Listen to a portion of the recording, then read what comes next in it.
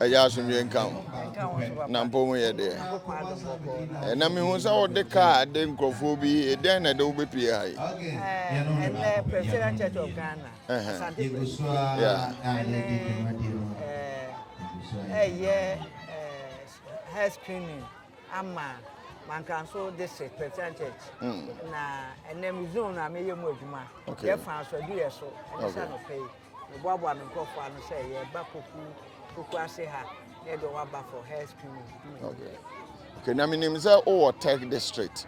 In the Tech District there, then I'll be PA Mankranso. Asante Presbyterian Church of Ghana, dear see any so say agenda 2 million.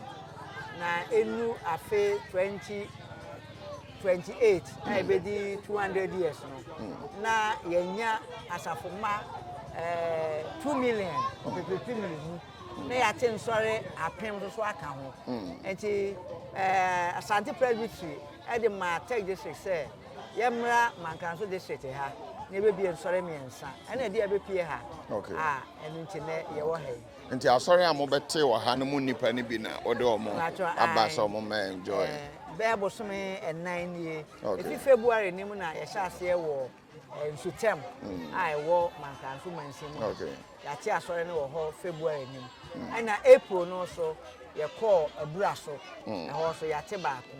They say we need to say by September be sign atwa so ko eto so mensa ne ye amwakukrum and netwa kokukrum so. Nti no so ye say ni say September mu ho so be wura ho na wa kwete ho so de no. Alright. Ye de mfie mensa we ye nimu atete nso na ma na agina. Ya pe asase ama wo. Na ya bo me yesi aso dan mpo se de be ya fi aso no. Why are they? Eti say wabai mo be hu say Chichi Fenin Foundation omone take this omone Asante Presbytery man yi na aka bom. Dey asem na obeka dey akire foundation.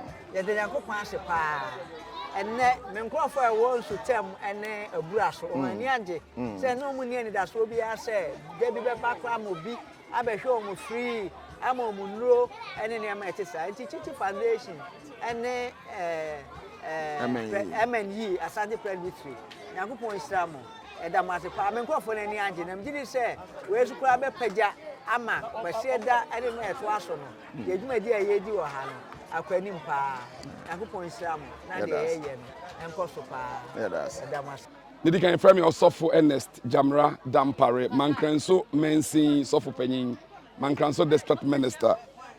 Mankranso Mensi no 31 locals and take for bete menu ofurikron for ate miensa enti ye kan nyina boma e yakobe 40 locals ti Erade adom initially safa enema ye hunu wa hai eye Chichi Foundation na official na ke de ko akuapem so yatin sorry wo banchiase entabanu ene ahua ohona ke de ko me ne prof Fenin na ire ni mpanyifo nyina akotwe ho yakwan nyina anye nti nsuo toye ne kwan na sei na nya de aye betimi de akọ nti na ho ahia se still aye pese ye di dwuma de aye di ye wo Mankranso mansim anti last 2 weeks ene ye ba akuapem ha ye ba Pokuase abehwe se ne ahate ye pene se ye de be ba ha nso ye wo communities bebre wa ha amwakukrom wa ha Pokuase wa ha ebura so asuade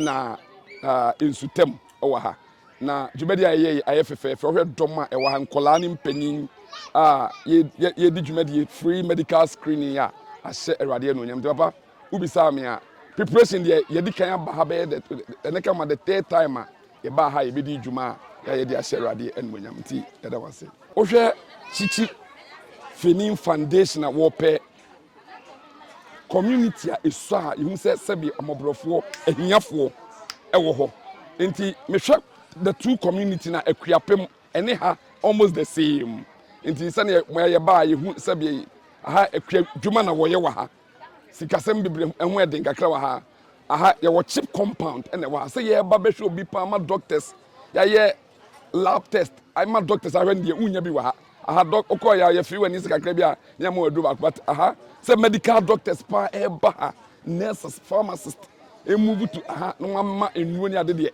ebi ntai nkoso wa Inti aboa community pa aboa the 5 communities a ewa ha eye amwakukrom amwakukrom nsutem esu ade ebura so ani Pokuase aboa won pa. Inti the entire di free ekuapem e de ba ha no. The 2 communities no almost the same. High rural setting nipa apomuden onya quality healthcare in the one here says e de ba ha ne boa. Me gina Mankranso na nika me da me gina Presbyterian Church of Ghana Asante Presbytery name na me gina Mankranso mensi na name ada Professor Fenin ne na busunya me ka chichi Fenin Foundation ase papa e wa de kese a maba be yama ye mensi ohwe nipa dom e wa hankola ne mpanyin ne niam a ekoso a Asana medical kan healthcare ho eden obi yare answer omehu doctor pa yisoko Kumase ana okọ bechem ha ka ho eden obi ko ba bia kwa apemfo nya dis otena moto so na ye move to this community asabi apemfo wo ma womani afra ne ayarefo wa ha no aboa won pa entimi gina Mankranso mensi na nemu ne ada chichi Fenin Foundation ase e wade kese awon ababeye amayen na to so mienu yenim se Presby Church ye ministry ne ye holistic ministry ye nka nyame asem nko a ye sa yare wo ma epe dwuma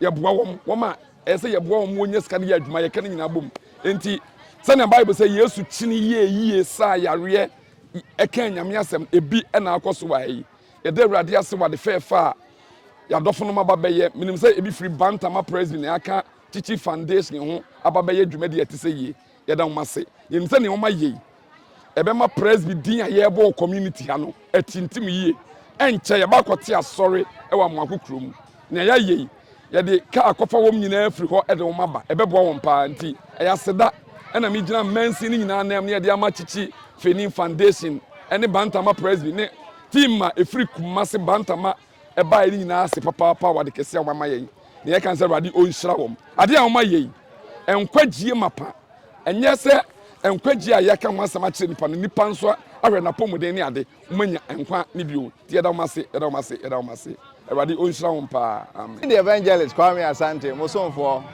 me wo Asante Presbytery yeba Chichi Foundation eya eno na evangelism ye di kan bae ye de van no echini groaning crossing nyina ebo dawro ade abonfo so firi chichini benche abadwumade ase a se wo hwe de ekoso ewo dwumade ase a nipa mpempem aba begu apa a ye screen wo mo ahwe mo ahoden na nam so de edurama wo mo nti Asante Presbytery evangelist Asante meni mapamfo ni metimfo anante afamanfo aba a ewo dwumade ase a ye boa pepepe nti eda tichifo na se papa se omode omodom abebo Asante Presbytery ho na ye di dwumade atise nyame hia mo papa